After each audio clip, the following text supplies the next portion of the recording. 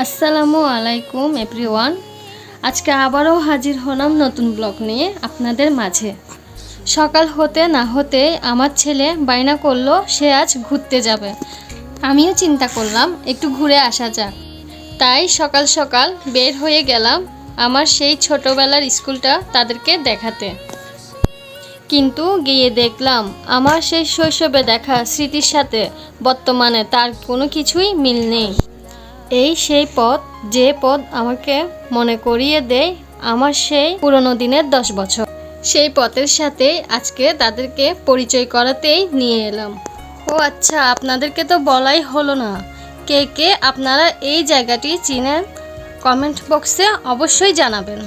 আমার ভিডিও যদি আপনাদের ভালো লেগে থাকে অবশ্যই ফলো দিয়ে পাশে থাকবেন। আজ এতটুকুই, ভালো থাকবেন আর আমার সন্তানদের জন্য দোয়া করবেন।